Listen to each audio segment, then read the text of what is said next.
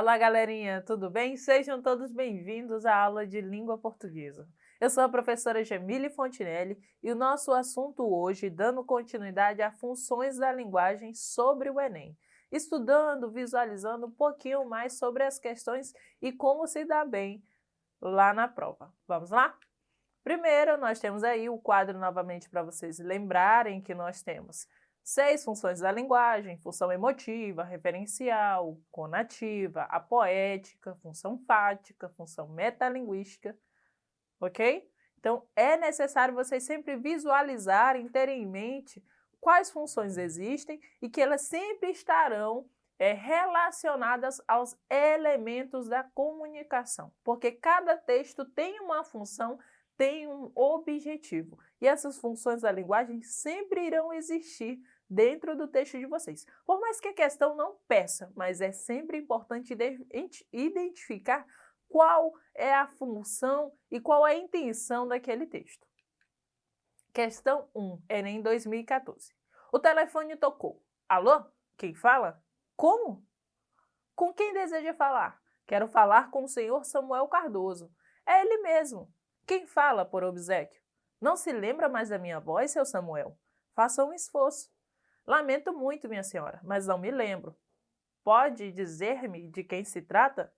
E aí nós temos aí Carlos Drummond de Andrade, 1958, ok?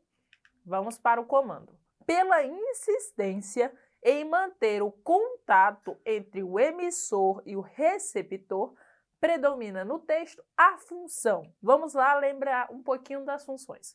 A metalinguística. O que é a metalinguística? Ela vai trazer o código falando do próprio código, ou seja, a língua falando da própria língua. Quando eu tenho um poema falando sobre o ato de criar poemas ou o ato de escrever, então nós temos a metalinguagem. A conativa é a mesma apelativa que nós vamos encontrar em textos publicitários. A emotiva nós vamos ter em textos que vão falar das emoções do autor do texto, seus sentimentos, vai trazer uma subjetividade. A referencial, como nós já vimos em outras questões, ele vai trazer a informação, sempre sendo objetivo e trazendo a linguagem denotativa, ou seja, real. Então, a resposta adequada aqui seria a função fática, porque a função fática vai trazer o quê? O código tentando dialogar com o canal. Sempre essa existência. Está havendo comunicação? Não está havendo comunicação? E aqui nós vamos perceber nesse texto a partir da utilização dos pontos de interrogação.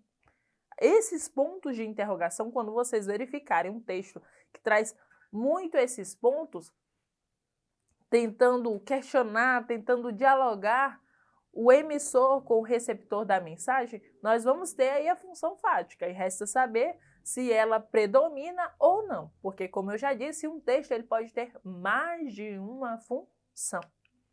E aí, a tática aqui para responder esse tipo de questão, se você não souber a correta, você vai fazendo por exclusão. Vai tentando lembrar o que é cada uma, o que é a função conativa, o que é emotiva, e vai chegando à resposta mais adequada. Porque melhor do que você ter 5 possibilidades, né? É melhor você ter 2, que aí você vai ter mais chances de resolver, de achar a questão mais adequada. A 2, nós temos essa tirinha aí. E aí percebam a imagem. Lembra que sempre há uma relação entre imagem e texto. É importantíssimo dar atenção devida à linguagem não verbal. No primeiro quadrinho aqui, não, obrigada. Aí chega a cobra e aí ela diz novamente, não, obrigada. Aí chega o homem com a maçã e diz assim, com mais R$10 você ganha um celular. Pronto, aí você vê a maçã aqui, ó, no canto, jogada, a moça no chão e os dois aqui, a velha e o homem dizendo aqui, ó, questão de técnica. Percebam todas as linguagens existentes dentro desse texto. É muito importante para você poder entender. Vamos lá para o comando. Que estratégia argumentativa leva o personagem do terceiro quadrinho a persuadir sua interlocutora. Nós estamos falando do terceiro quadrinho, ok? Esse daqui, ó. Aqui, ó. Com mais R$10, você ganha um celular. Voltou? Analisou? Vamos lá para a questão. Letra A. Prova concreta ao expor o produto ao consumidor. Foi só por isso que ela comeu a maçã? Só porque ele mostrou? Não, porque os outros personagens já haviam mostrado também. Então, essa não é a resposta correta. Letra B. Consenso. Eles conversaram. Quando eu falo em consenso, significa que alguém conversou com outra pessoa e eles chegaram a um consenso, né? Juntos. Ao sugerir que todo vendedor tem técnica.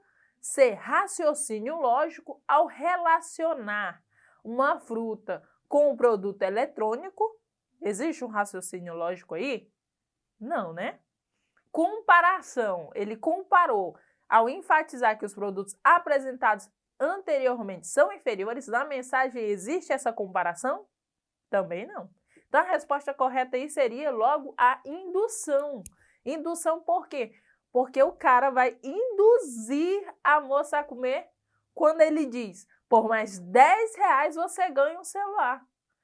Ó, ao elaborar o discurso de acordo com os anseios do consumidor. Imaginemos que alguém chegue para você e diz assim, toma essa bala. Não, mas com mais R$10 você ganha um iPhone.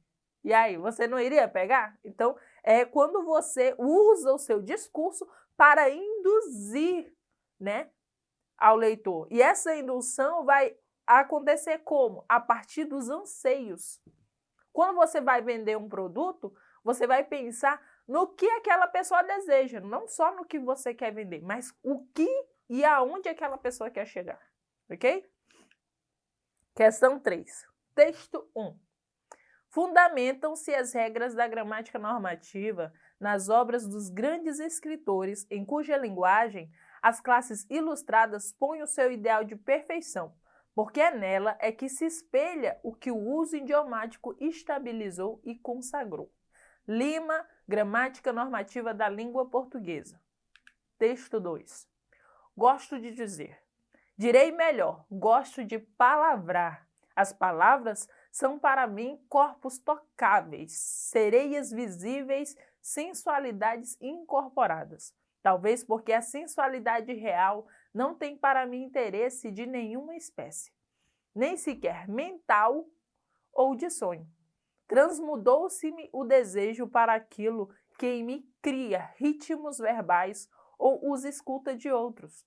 Estremeço, se dizem bem, tal página de Fialho, tal página de Canterbury, fazem formigar toda a minha vida em todas as veias. Fazem-me raivar tremuladamente inquieto de um prazer inatingível que estou tendo. Tal página, até de Vieira, na sua fria perfeição de engenharia sintática, me faz tremer como ramo de vento, num delírio passivo de coisa movida. Aí nós temos aí Pessoa, F, Fernando Pessoa, tá? 1886. E aí nós vamos para o comando. A linguagem cumpre diferentes funções no processo de comunicação. Olha, ele já está afirmando aí. A linguagem cumpre diferentes funções no processo de comunicação. Ok. Aí ele vai dizer assim, a função que predomina, olha essa palavrinha, sempre que vocês virem ela num texto, risquem, grifem, porque ela é importantíssima, principalmente dentro da questão, dentro da comanda. A função que predomina nos textos 1 e 2 é o quê? Qual é a função que predomina? Então, você vai ter que analisar dois textos e verificar a função predominante. A. Destaca-o como se elabora a mensagem, considerando a seleção, combinação e sonoridade do texto. Não, pessoal, porque a função que trabalha com a mensagem é quem? A função poética. Letra B. Coloca o foco no com que se constrói a mensagem, sendo o código utilizado o seu próprio objeto. De novo a mensagem aqui, ó. C. Focaliza-se o quem produz a mensagem, mostrando seu posicionamento e suas impressões pessoais. Qual é a função da linguagem que traz as impressões pessoais? A função emotiva. A D, orienta-se no e para quem se dirige a mensagem, estimulando a mudança do seu comportamento. E enfatiza sobre o que versa a mensagem, apresentada com palavras precisas e objetivas. Qual a resposta mais adequada aí? A letra B, né? Ó, coloca o foco com o que se constrói a mensagem. Primeiro ele falou sobre a gramática normativa e depois ele falou sobre o próprio objeto do palavrear. São textos totalmente diferentes, mas que têm uma função parecida, que é o quê? O texto falando do próprio texto, ou seja, o código utilizado no seu próprio objeto. Então, a resposta mais adequada aí é a letra B, ok? Exercitando, vamos lá. Desabafo, Enem 2012. Desculpem-me, mas não dá para fazer uma crônicazinha divertida hoje. Simplesmente não dá, não tem como disfarçar. Esta é uma típica manhã de segunda-feira, a começar pela luz acesa da sala que esqueci ontem à noite. 6 recados para serem respondidos na secretária eletrônica, recados chatos, contas para pagar que venceram ontem. Estou nervoso, estou zangado. Carneiro 2002, lembrando que aqui ó, a questão já traz, é apenas um fragmento, não é todo o texto.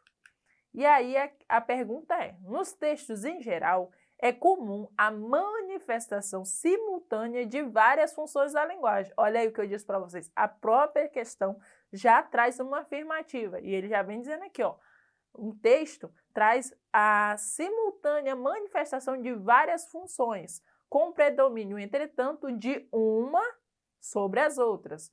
No fragmento da crônica Desabafo, a função da linguagem predominante é a emotiva ou expressiva, pois o discurso do enunciador tem como foco o próprio código?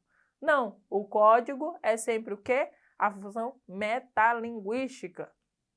A B, que aí já temos marcado aí a resposta adequada, que seria a atitude do enunciador se sobrepõe àquilo que está sendo dito. Porque quando nós retornamos no texto para ler e para verificar isso, nós vemos que o autor ele vai dizendo logo assim, desculpem-me, mas não dá para fazer uma crônicazinha divertida hoje. Ou seja, ele está expressando os seus sentimentos e colocando ali que não dá. Naquele dia, hoje não dá, ele não quer escrever e pronto. E vai colocando, né, citando, descrevendo o que está acontecendo com ele, por que ele não quer, ele está, como nós podemos dizer, está preguiçoso hoje. Ele não quer e pronto, e acabou-se. E aí na letra C nós temos o interlocutor, é o foco não é o interlocutor, é o emissor, como nós já dissemos. O referente não é o referente, é o elemento que se sobressai, não é ele. E o enunciador que tem como objetivo principal a manutenção da comunicação. Se fosse a letra E, seria a função fática. Nós estamos buscando aí a função emotiva. Então a resposta correta é a letra B. No mais, para mais dúvidas e fazerem anotações, acesse o nosso portal eduque.acre. Tchau, tchau e até logo!